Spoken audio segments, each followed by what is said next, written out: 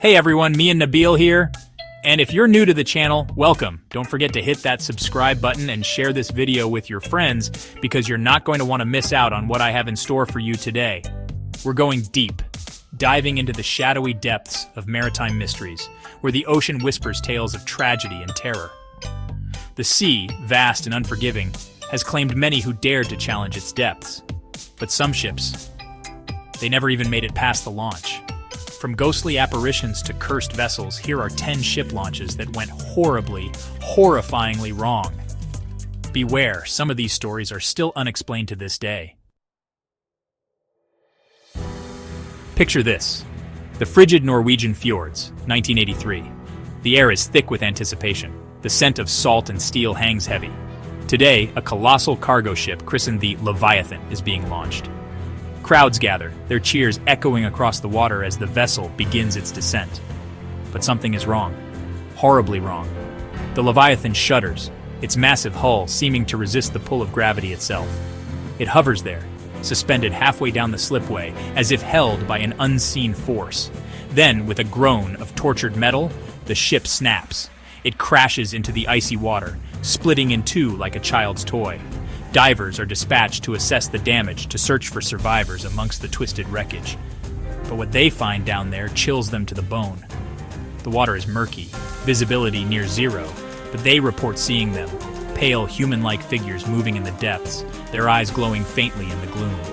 Half the rescue team disappears during the operation, vanishing without a trace. Locals whisper of a vengeful sea spirit, angered by the intrusion, claiming the Leviathan and its souls as its own. The official report cites structural failure, but the whispers persist, a chilling reminder that some tragedies defy explanation. The year is 1912. The humid Louisiana air crackles with anticipation, but this isn't the joyous atmosphere of a typical launch. This vessel, a grand riverboat christened the Devil's Maiden, is shrouded in whispers of misfortune. Legend says the riverboat was built with lumber salvaged from a bridge that collapsed, claiming the life of a young bride on her wedding day. They say her spirit, forever bound to the wood, cursed the vessel. On the day of the launch, the sky turned an unnatural shade of green. As the Devil's Maiden met the water, a deafening crack split the sky. A bolt of lightning, as thick as a giant's arm, struck the ship's mast, splintering it into 1,000 pieces. Panic erupted on the shore. The river, normally a muddy brown, turned a horrifying crimson red as the storm raged. Those who dared to venture closer swore they heard a woman's laughter echoing from the heart of the tempest, cold and cruel. The Devil's Maiden, though scarred but afloat, never sailed. Some say the bride's vengeful spirit still haunts the vessel, forever bound to the river that claimed her life. The South China Sea, 2009. The Hope, a luxury yacht sleek and modern, is prepared for her maiden voyage. Millionaires and socialites mingle on deck, sipping champagne, their laughter echoing across the water, oblivious to the horror that awaits. As the sun dips below the horizon, casting long shadows across the deck, the Hope sets sail. It's a night of celebration, of opulent dreams, but by morning, the yacht and everyone on board vanish without a trace. Days later, a fishing vessel stumbles upon the Hope, adrift and eerily silent. There's no sign of the crew, no indication of struggle, just the ghostly echo of luxury. Half-eaten meals lay on tables, glasses of wine rest untouched. The only clue? Deep, frantic claw marks etched into the walls as if something had tried to escape from within. The Hope is towed back to port, but her story doesn't end there. While under heavy guard in the naval yard, the yacht disappears again. This time for good. The authorities have no answers, no explanations.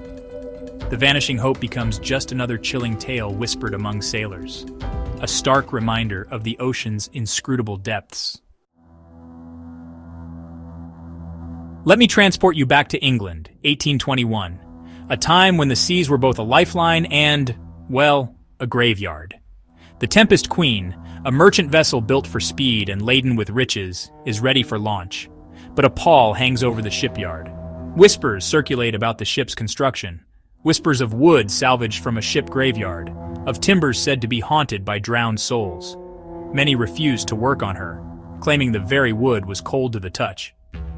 On the day of the launch, a fierce storm, defying all forecasts, descended upon the coast. The sky turned an angry black. Waves crashed against the harbor walls, but still, the launch proceeded. As the Tempest Queen hit the water, a rogue wave, larger than any had ever seen, slammed into her side. Weeks later, the ship is discovered, beached on a remote island, miles from any charted course. The cargo is untouched, but the crew, they're found in their quarters, bodies perfectly preserved, but their eyes wide with terror, locked in silent screams. Their journals reveal a horrifying truth. Every entry ends with the same chilling phrase, "She is awake. The Tempest Queen is broken down, her haunted timbers scattered to the winds, but the whispers of the awakened entity linger, a chilling reminder of the ocean's dark power." The year is 1997. Off the coast of Spain, the Paloma, a sleek sailboat known for her speed, is competing in a transatlantic race. The crew, seasoned sailors, laugh in the face of the storm brewing on the horizon. They are prepared, they are confident, they are doomed. As night falls, the storm explodes with a fury no one could have predicted. Lightning dances across the sky, and the sea churns like a cauldron. Then, out of the darkness, a bolt of lightning, blue and blinding, strikes the Paloma. But this is no ordinary lightning strike. Witnesses on nearby vessels describe a scene of pure terror. The Paloma, engulfed in blue fire, doesn't burn so much as evaporate, leaving behind nothing but a ghostly, cross-shaped mark on the surface of the water. No wreckage is ever found, no sign of the crew. Coastal communities whisper of St. Elmo's fire, a supernatural phenomenon, a warning, a curse.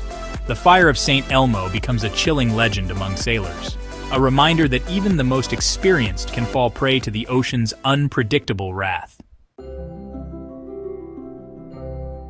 The Aegean Sea, 2005. The Elysium, a brand new cruise ship, shimmering under the Mediterranean sun, embarks on her maiden voyage. Passengers, eager to escape into luxury, line the decks, their excitement palpable. But as the sun sets, casting a golden glow across the water, a strange stillness falls over the ship. It begins subtly. A low hum, barely audible, vibrates through the vessel. Then, the electronics start to flicker. Navigation systems go haywire. Communication with the mainland is cut off. Panic rises among the crew, but it's quickly overshadowed by a different kind of fear. A haunting melody, beautiful and ethereal, drifts across the decks, emanating from seemingly nowhere. Passengers, drawn to the sound as if in a trance, gather at the railings, their eyes glazed, their faces vacant. The Elysium, adrift and silent, is found days later, run aground on a deserted island. The passengers, unharmed but disoriented, have no memory of the event, no recollection of the song, the strange hum, the lost time. All electronic devices on board are wiped clean, the data inexplicably erased. The siren's bargain, they call it, a chilling reminder of the unseen forces that lurk beneath the waves. Imagine, if you will, the icy wilderness of Alaska back in 1948. The Black Gull, a sturdy fishing vessel built to withstand the harshest conditions, is prepared for launch. But you know, the day is shrouded in an unnatural twilight. A total solar eclipse casts an eerie pall over the harbor, plunging the world into this really unsettling darkness. Unease kind of ripples through the crowd, but well, the launch still proceeds. As the Black Gull meets the water, a bone-chilling cold descends. A cold that honestly seems to claw its way out from the very depths of the sea. The water around the ship begins to freeze at an unnatural rate, trapping the Black Gull in its icy grip. Birds that fly overhead just drop from the sky, their feathers frozen right there in mid-flight. The crew is rescued, but, they're never quite the same. They refuse to speak, their eyes haunted by some unseen terror. The only thing they do with any consistency is draw, strange, intricate spirals covering every surface they can find. The Black Gull, forever scarred by the icy grip of the eclipse, becomes a chilling reminder that, honestly, some places are best left undisturbed. Diwali, 1966. The air crackles with the excitement of the Festival of Lights. On the sacred Ganges River, the Jyoti, a new ferry adorned with colorful lights and garlands, is preparing for its maiden voyage. Passengers, eager to celebrate with their loved ones, crowd the decks, their faces illuminated by the vibrant fireworks exploding in the night sky. As the clock strikes midnight, marking the start of Diwali, the Jyoti sets sail, disappearing into the darkness. But by morning, the celebrations turn to terror. The Jyoti has vanished. Searches yield nothing, the river seemingly swallowing the vessel and its passengers whole. Then, exactly 1 week later, as if controlled by an unseen hand, the Jyoti reappears. It's discovered drifting aimlessly down the Ganges, its light still twinkling, the scent of incense still lingering in the air. But on board, a scene of unimaginable eeriness. The passengers are frozen in place, their faces locked in expressions of peaceful prayer, their hands still clasped as if in mid-chant. Candles burn down to their wicks, flicker eerily, as if untouched by time. The phantom launch of the Ganges, they call it, a chilling reminder that some mysteries are beyond human comprehension. The icy waters off the coast of Iceland, 2018. The Odin, a state-of-the-art research vessel bristling with cutting-edge technology, embarks on a routine mission to study underwater volcanic activity. The crew, a team of experienced scientists and seasoned sailors, are prepared for anything the unforgiving North Atlantic can throw at them, or so they think. As the Odin maneuvers into position above a known volcanic vent, the sonar picks up something unusual. A massive, unidentifiable shape begins to rise from the depths, dwarfing the research vessel. Before anyone can react, the unthinkable happens. A single chilling image flickers across the monitors, captured by the deep-sea camera before the signal cuts out. It shows a colossal eye, yellow and reptilian, staring directly into the lens, a nightmarish maw of razor-sharp teeth surrounding a gaping black abyss. Then silence. The Odin vanishes without a trace. For days afterward, the ocean in the area churns and bubbles, a maelstrom of unnatural activity. Some whisper of ancient legends, of the Kraken, a mythical sea monster said to dwell in the deepest trenches, awakened from its slumber. The Kraken's teeth, they call the incident. A chilling reminder that the ocean holds secrets best left undisturbed. The South Atlantic, 1975. The Sao Paulo, a Brazilian naval ship with an all-female crew, sets sail on a top-secret mission. Their destination, their objective, remain classified to this day. What is known, however, is that the Sao Paulo never reached its intended target. Weeks later, the vessel is discovered drifting aimlessly off the coast of Brazil, its hull pristine, its systems online, but the ship is eerily empty. There's no sign of the crew, no indication of struggle, no distress signals sent.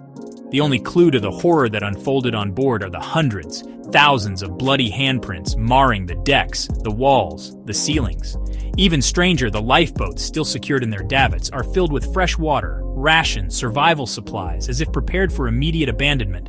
The Sao Paulo is immediately quarantined, the incident shrouded in secrecy. The official investigation is inconclusive. The fate of the all-female crew remains a mystery. The Bloodwake, as it becomes known, stands as a chilling reminder that some secrets the ocean never relinquishes. Some mysteries are better left unsolved. The sea, they say, never forgets, and these 10 stories prove that the ocean has secrets, some that should never be disturbed. From ghostly apparitions to cursed vessels, the ships that never made it past the launch serve as chilling reminders of the power that lies beneath the waves. So the next time you watch a ship slip into the water, remember, some vessels were never meant to sail. Some stories are best left buried in the deep. Until next time, keep it strange, dark, and mysterious. And as always, thanks for watching.